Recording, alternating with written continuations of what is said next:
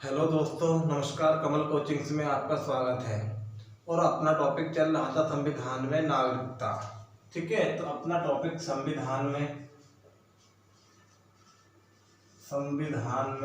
चल रहा था आपका नागरिकता। नागरिकता और मैंने आपको बताया था कि भाई नागरिकता का उल्लेख संविधान के भाग 2 और आपका अनुच्छेद 5 से 11 में है। ठीक, 5 से 11 में किया गया है। ठीक है, तो देखो लास्ट क्लास में मैंने आपको बताया था कि भाई भारतीय संविधान में नागरिकता की अवधारणा ब्रिटेन से ली गई है और भारतीय संविधान में नागरिकता का स्वरूप एकल नागरिकता है, ये बात आपको बताए थे। उसके बाद मैंने बताया था कि भारत की 5 प्रकार से भारत की नागरिकता प्राप्त की जा सकती है। जैसे हम बताए थे आपको जन्म से, उसके बाद बताए थे वंश से, उसके बाद बताया था पंजीकरण से, फिर बताया था देशीकरण से और उसके बाद बताया था मैंने भूमि अर्जन के द्वारा। ठीक है, उसके बाद मैंने आपको बताया था कि भाई भारतीय नागरिकता की समाप्ति कैसे की जाती है, तो उसके मैंने आपको 4-5 पॉइंट बता दिए थे। और आज का आपका टॉपिक है कि भाई संविधान में नागरिकता के संबंध में उपबंध। संविधान में नागरिकता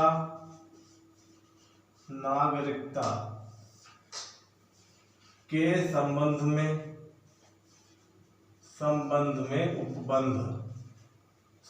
में उपबंध। ठीक, तो देखो यहाँ पर हम बात करते हैं अनुच्छेद 5 की। अनुच्छेद 5 देखो, अनुच्छेद 5 में कहा गया है कि संविधान के प्रारंभ में नागरिकता के बारे में। अनुच्छेद 5 संविधान के प्रारंभ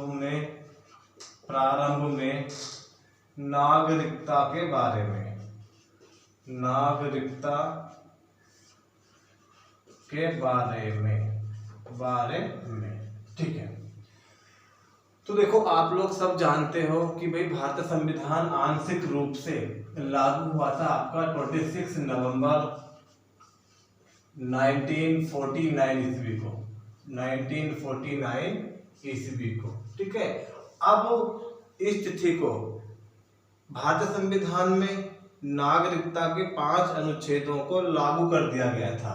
जैसे आप लोग को मैंने बताया था पहली क्लास में, अनुच्छेद 5, अनुच्छेद 6, अनुच्छेद 7, अनुच्छेद 8 और अनुच्छेद 9 कि जब संविधान को आंशिक रूप से लागू किया गया था तो उस समय नागरिकता के 5 अनुच्छेदों को भी लागू कर दिया गया था। तो इसी के बारे में है ये कि संविधान के प्रारंभ में नागरिकता के बारे में। देखो, इसके अनुसार संविधान के आरंभ पर प्रत्येक ऐसा व्यक्ति भारत का नागरिक होगा। समझ लो कि आप लोग कि इसके अनुसार संविधान के आरंभ पर प्रत्येक ऐसा व्यक्ति भारत का नागरिक होगा जिसका भारत में अधिवास हो। जिसका भारत में अधिवास का मतलब होता है स्थायी निवास प्रमाण पत्र, या इसको हम कहते हैं डोमिसाइल, कि जिसका भारत में अधिवास हो और उसका या उसके माता पिता में से किसी का जन्म भारत में हुआ हो अथवा जो कम से कम 5 वर्षों से भारत में निवास कर रहा हो, उसी को भारत का नागरिक माना जाएगा। ठीक है, दोबारा सुन लेते हैं। अनुच्छेद 5 का मतलब है कि संविधान के प्रारंभ में नागरिकता के बारे में। ठीक है, तो इसका मतलब है कि इसके अनुसार संविधान के आरंभ पर प्रत्येक ऐसा व्यक्ति भारत का नागरिक होगा जिसका अधिवास भारत में हो और उसका या उसके माता पिता में से किसी का जन्म भारत में हुआ हो, जो कम से कम 5 वर्षों से भारत में निवास कर रहा हो, उसको भारत का नागरिक समझा जाएगा। तो अनुच्छेद 5 ये हुआ। तो बेटा आप 1-2 बार वीडियो को देखना, समझ जाओगे इसके बारे में, ठीक है। अब आता है अनुच्छेद 6। अनुच्छेद 6, तो देखो अनुच्छेद 6 का मतलब है कि भाई पाकिस्तान से भारत आने वाले व्यक्तियों की नागरिकता के अधिकार के बारे में है कि पाकिस्तान से भारत आने वाले व्यक्तियों की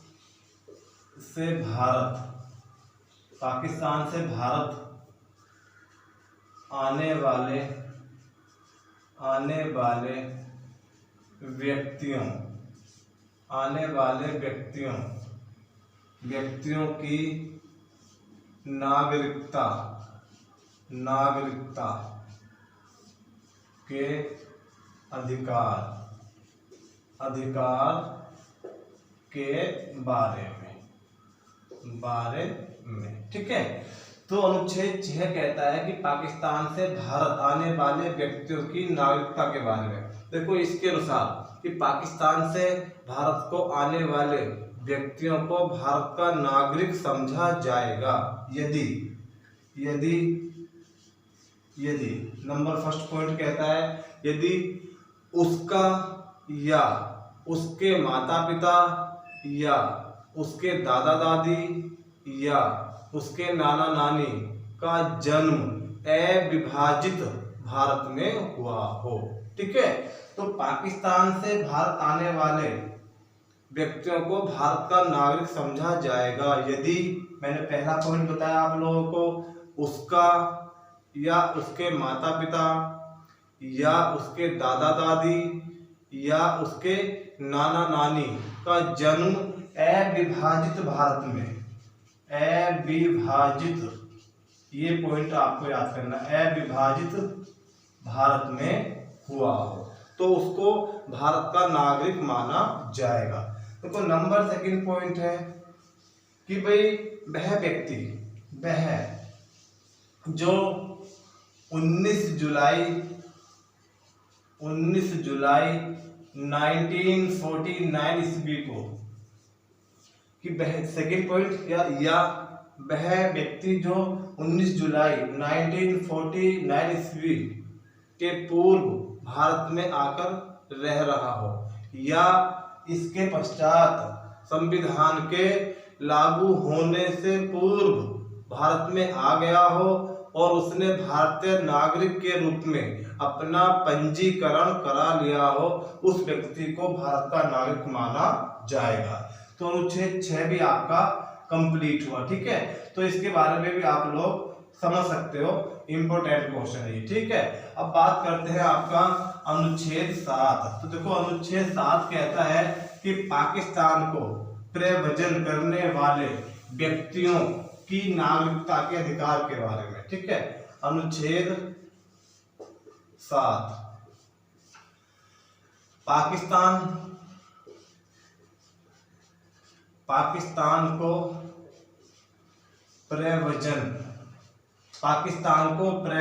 प्रव्रजन करने वाले व्यक्तियों की नागरिकता कि पाकिस्तान को प्रव्रजन करने वाले व्यक्तियों की नागरिकता के अधिकारों के बारे में या अधिकारों के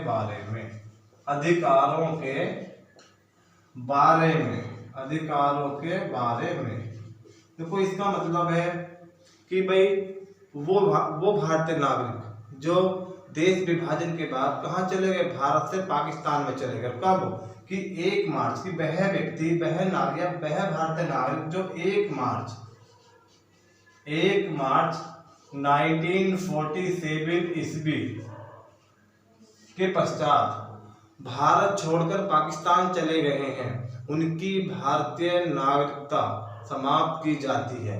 तो अनुच्छेद 7 यही कहता है कि पाकिस्तान को प्रव्रजन करने वाले व्यक्तियों की नागरिकता के अधिकारों के बारे में। तो आपको यहाँ पे याद करना कि वह भारतीय नागरिक जो 1 मार्च 1947 ईस्वी के बाद भारत से पाकिस्तान चले गए हैं तो उनकी नागरिकता समाप्त कर दी जाती है, ठीक है। तो अनुच्छेद 7 भी आपका हो जाता है। अब बात करते हैं अनुच्छेद 8। तो अनुच्छेद 8 की बात कर लेते हैं। अनुच्छेद 8, तो देखो अनुच्छेद 8 कहता है कि भारत के बाहर रहने वाले भारतीय उद्भव के कुछ व्यक्तियों के नागरिकता के अधिकार। तो भारत के बाहर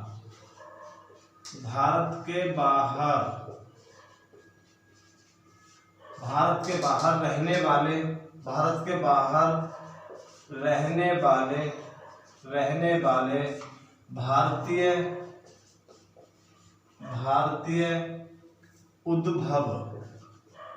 भारतीय उद्भव भारत के बाहर रहने वाले भारतीय उद्भव के कुछ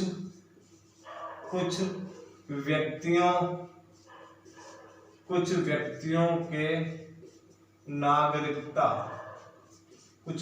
के नागरिकता के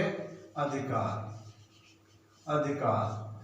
देखो इसके अनुसार वे भारतीय जिनका जन्म भारत में हुआ है लेकिन वो किसी अन्य देश में जाकर रहने लगे हैं, तो उनको कुछ शर्तों के साथ भारत की नागरिकता देने की बात कही गई है अनुच्छेद 8 में। ठीक है, तो अनुच्छेद आपका 8 भी क्लियर हुआ। अब बात करते हैं अनुच्छेद 9, और ये है आपका मोस्ट इंपोर्टेंट आर्टिकल अनुच्छेद 9। देखो अनुच्छेद 9 में कहा गया है कि भाई यदि कोई भारतीय नागरिक स्वेच्छा से अपनी नागरिकता छोड़कर किसी अन्य देश की नागरिकता ग्रहण कर लेता है तो उसकी भारत की नागरिकता समाप्त हो जाती है। सुन लो, दोबारा बोलते हैं कि भी अनुच्छेद 9 कहता है कि यदि कोई भारतीय नागरिक स्वेच्छा से किसी अन्य देश की नागरिकता ग्रहण कर लेता है तो भारत की उसकी नागरिकता स्वतः समाप्त हो जाती है। ठीक है, तो इसमें पूछ लेता है ये देखो, यदि कोई भारतीय नागरिक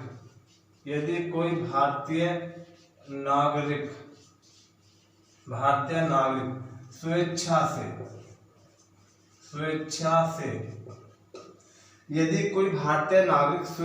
से किसी अन्य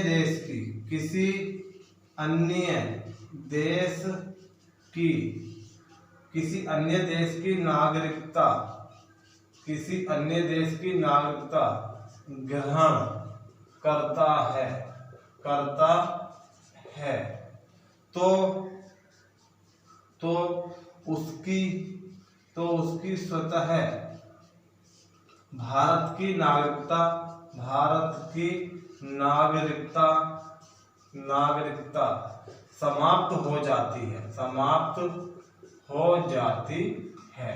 तो ये आर्टिकल आपका मोस्ट इंपोर्टेंट है, ये बहुत क्वेश्चन पूछता है। तो इसका मतलब है अगर हम लोग ही स्वेच्छा से किसी अन्य देश की नागरिकता ग्रहण कर लेते हैं तो हमारी भारत की नागरिकता स्वतः ही समाप्त हो जाती है। तो अनुच्छेद 9 आपका मोस्ट इंपोर्टेंट है। ठीक है, अब बात करते हैं आपका अनुच्छेद 10। देखो अनुच्छेद 10 कहता है कि नागरिकता के अधिकारों का बना रहना, तो ये भी इंपोर्टेंट है। अनुच्छेद 10, तो अनुच्छेद 10 कहता है कि नागरिकता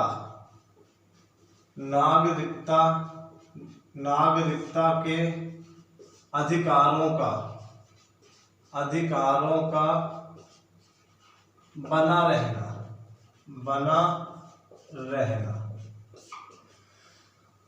कि नागरिकता के अधिकारों का बना रहना, देखो इसके अनुसार है, इसका तात्पर्य है कि भाई किसी भी व्यक्ति की नागरिकता कानूनों के उपबंधों के अधीन होती है। सुन लो इसको, नागरिकता के अधिकारों का बना रहना, तो इसका मतलब होता है कि किसी भी व्यक्ति की नागरिकता कानूनों के उपबंधों के अधीन होती है। तो संसदीय कानून के द्वारा ही किसी भी व्यक्ति की नागरिकता समाप्त की जा सकती है, अन्य किसी और विधि से नहीं। तो ये भी आपको पूछ लेता है। अब अनुच्छेद 11, ये इसको मैं आपको लास्ट वीडियो में पढ़ा चुका था, ये भी आपका मोस्ट इम्पोर्टेंट है, मोस्ट इम्पोर्टेंट। तो बेटा आपको अनुच्छेद 9 और अनुच्छेद 11 ये हर बच्चे को सवाल आना चाहिए, तो मोस्ट इम्पोर्टेंट है अनुच्छेद 11। तो इसमें हमने बताया था आपको कि भी इसके अनुसार कि संसद को नागरिकता संबंधी कानून बनाने का अधिकार है, कि नागरिकता से संबंधित अगर कानून बनाने का अधिकार है तो भारतीय संसद को है, ठीक है। तो संसद को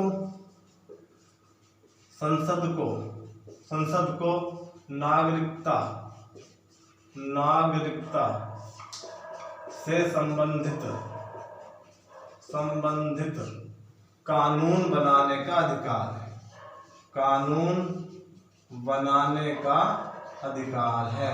तो मैंने आपको बताया था कि जो नागरिकता है वो संविधान की संसूची का विषय है और नागरिकता पर कानून बनाने का अधिकार भारतीय संसद को है। और मैंने आपको बताया था कि इसी अनुच्छेद का प्रयोग करते हुए भारतीय नागरिकता अधिनियम 1955 बनाया गया और उस अधिनियम में अब तक 6 बार संशोधन हो चुका है, ठीक है। तो ये भी आपका मोस्ट इम्पोर्टेंट है।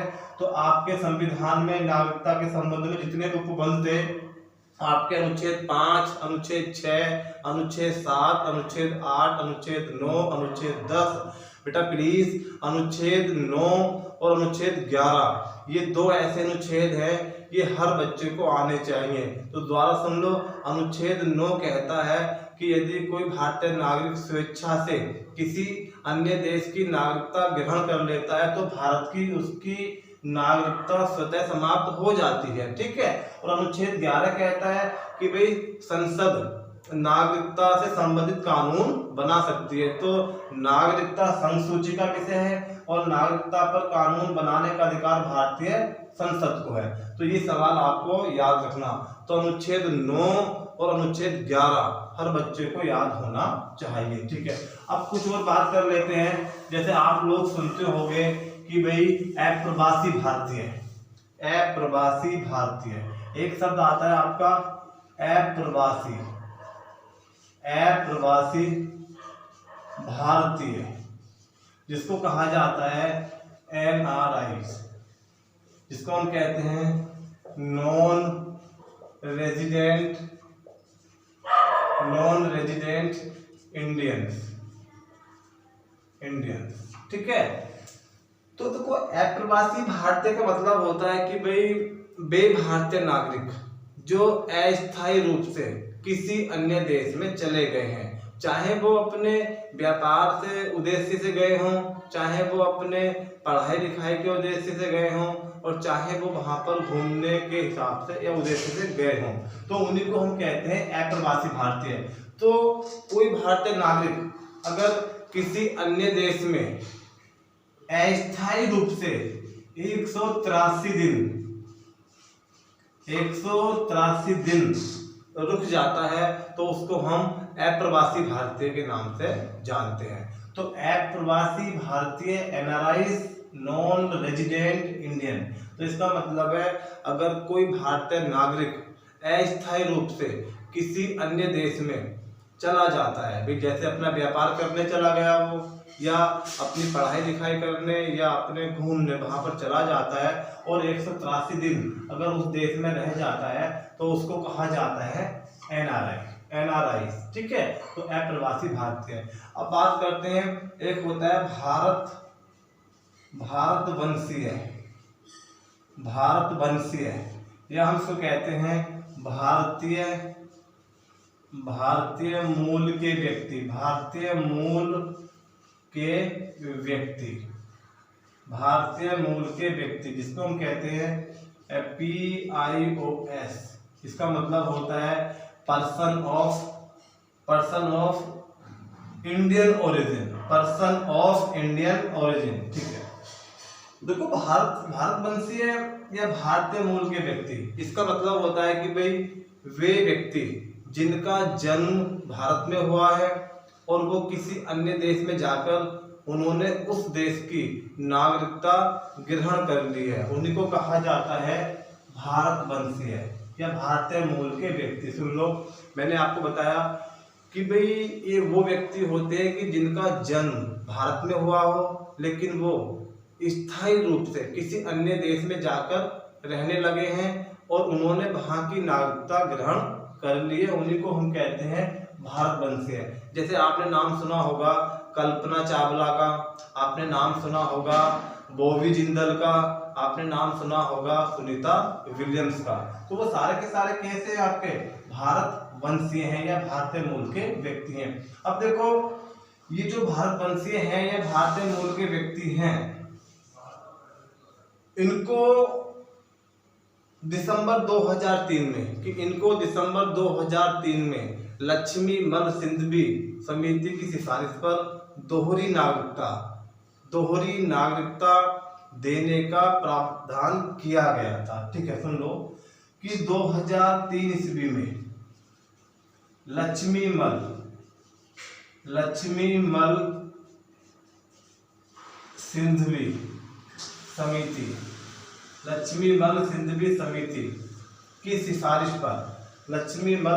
समिति की सिफारिश पर आप कहोगे कि भारतीय जो नागरिकता संशोधन अधिनियम 2003 पारित किया गया और उस अधिनियम में कहा गया कि भाई किसी अन्य विदेशों में रहने वाले भारतवंशी या भारत मूल के व्यक्तियों को क्या दोहरी नागरिकता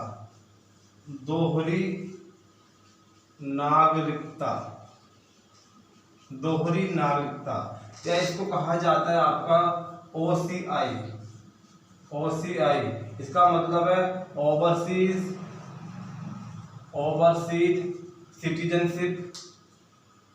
सिटीजनशिप ऑफ इंडिया।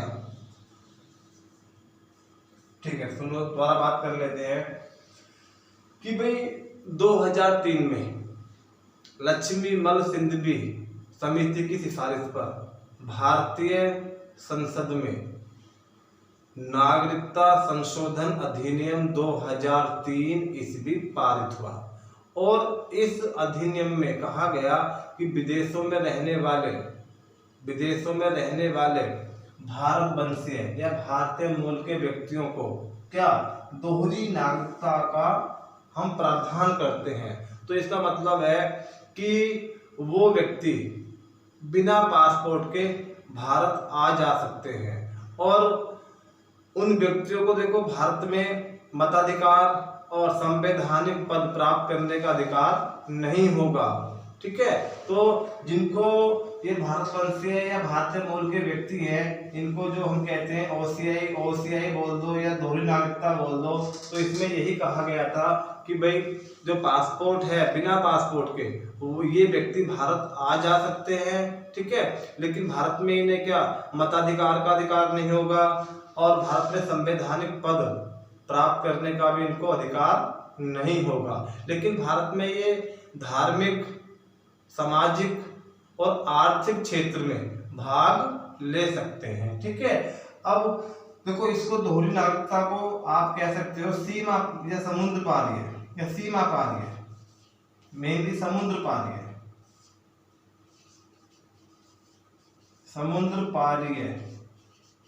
नागरिकता भी कहा जाता है, समुद्र पारीय नागरिकता भी कहा जाता है। तो ये वो भारतवंशीय हैं या भारतीय मूल के व्यक्ति हैं जिनका जन्म तो भारत में हुआ था लेकिन किसी अन्य देश में जाकर ये रहने लगे। तो देखो 2003 में ये जो आपका नागरिकता संशोधन अधिनियम 2003 हुआ था पारित, तो इसके तहत 16 देशों में जो भारतीय रह रहे थे, भारतवंशी रह रहे थे, उनको दोहरी नागरिकता दी गई थी। जैसे आप बोलोगे 16 देशों में कि भाई America, Britain, Switzerland, Finland, Netherland, Hungary, Cyprus, पुर्तगाल, ठीक है, आयरलैंड, नीदरलैंड, ये देश थे। ठीक है, तो आप लोग यहाँ पे समझ गए हो कि दोहरी नागरिकता है, इसको हम कहते हैं OCI। ठीक है, अब देखो एक काम और होता है कि भाई 2005 ईस्वी